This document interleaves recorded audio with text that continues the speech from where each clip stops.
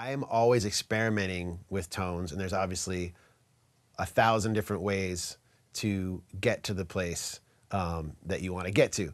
Obviously, pedals, amps, guitars, guitar strings, and I use a lot of different pedals. I love fuzz, and using gain and phasers and stuff like that. But I think, again, the most important thing for me is in the fingers. And I use a lot of dynamics in my playing. So again, with my right hand here, I often use my fingers, like starting as a bass player and playing acoustic guitar a lot. I got used to using my fingers. And what I'll use, not only do I like the tone of using my fingers, but I use them to mute the other strings in certain cases. So I often keep my pick in between my first and second finger, and then I kind of will bring it in when I need it. Right?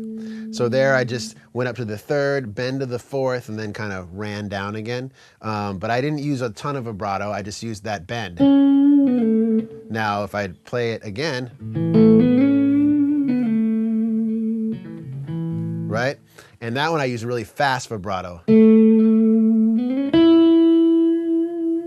And right there, I went to a slower, and then I kind of sped it up as I was going. Now, I don't necessarily sit here and think about all of that as I'm doing it. It's something that I kind of, if I'm looking back, oh, how did I create that? Oh, okay, it sounds like I did that. But I'm emulating the voice there. If you listen to a lot of great singers, like Aretha Franklin, I love Donny Hathaway, had the ability to hold a note straight and then it would kind of vibrato out, and he could control that. So I think a lot of it is being able to control it and use it for expression, like they do, like singers do. Another example would be, it being in A minor.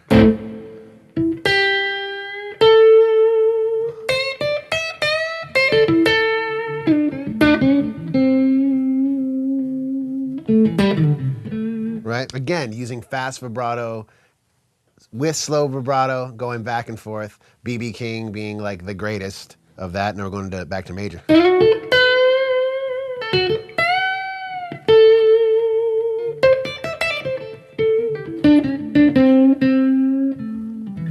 A lot of what I'm doing there is bending, bending that minor third.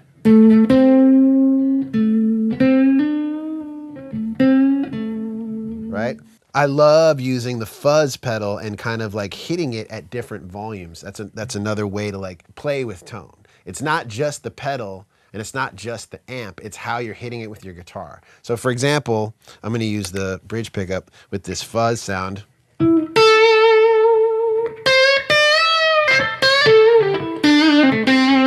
Right? There's a lot of different dynamics going on there. So and it's playing with the gain structure that's happening, You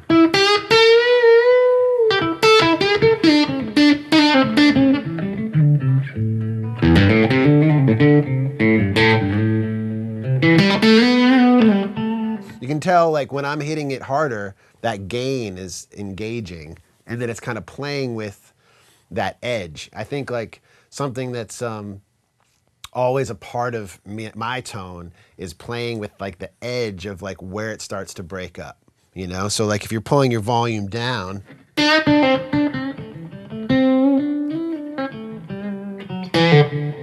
and then if you pull it,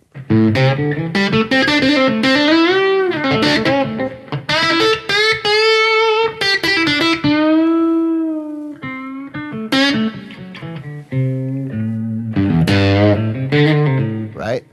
I'm just playing with that edge and trying to find a spot where that breakup, and some people will call it, in certain cases, feedback, and using that to my advantage. Like my favorite moments sometimes on stage are when that feedback is happening and I can play with it, I got to work with John Scofield on a few different gigs, and one of the greatest things that he ever said to me, because I remember I got on stage at the Blue Note and I was really unhappy with my tone. It might have been at the Brooklyn Bowl. I was really unhappy with my tone, and I remember he just had like a rental amp that was totally messed up, and it was breaking up, and the speakers weren't sounding right.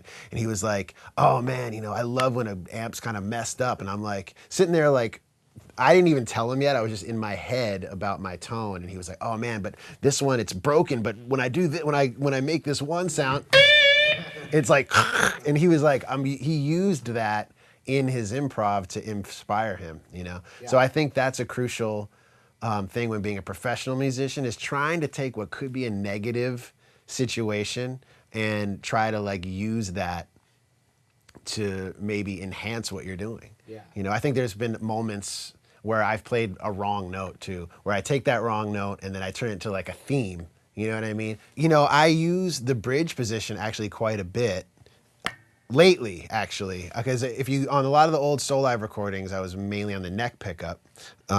So like, you know, the neck pickup for like more like, you know, just the more like warm tones.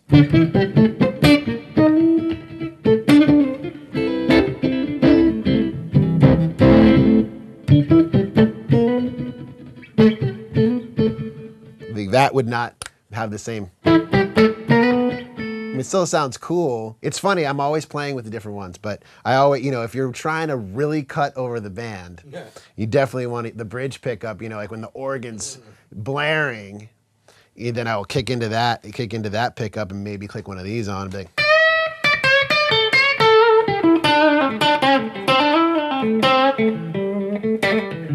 and then actually it wasn't until I started playing with Phil Lesh and playing some of the Grateful Dead music that I started using the middle pickup more so in soloing, you know, where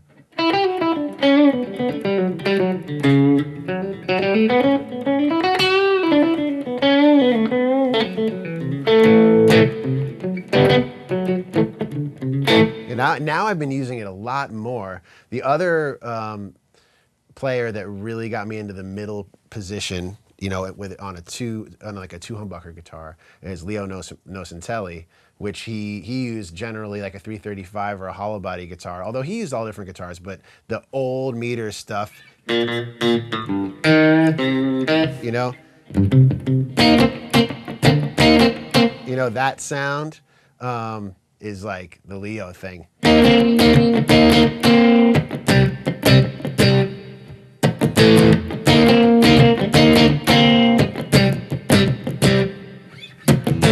Yeah, so I'm always playing with this position, changing positions in the middle of my solos and switching back and forth. I don't, you know, depending if I'm doing more of like a jazzy accompaniment with rhythm, I'll often be on the bridge pickup. If I'm doing more of a funk rhythm, I'll often play on the bridge. But again, it changes. When playing with vibrato, really just experimenting is really it, and trying to, you know, maybe learn a solo or a phrase from some of your favorite guitarists that are using that, you know.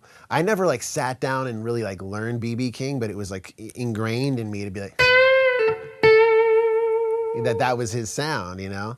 And you know, some like more rock guys have you know, more of some of them have a fast vibrato. I think like with Stevie Ray Vaughan, he kind of had it all. You know, he would be able to phrase, and again, it goes back to singers. It's like to emulate singers.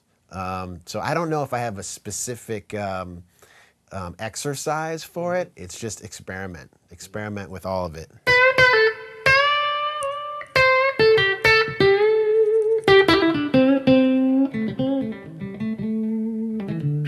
Using vibrato, you know, it's kind of crucial if you're playing, you know, blues or soul music, because it all came from the singers. It all came from gospel music and blues. A lot of times in the very beginnings, it was guys playing to accompany their vocals, and then a lot of like slide playing, bottleneck, where it's all about that vibrato. I'm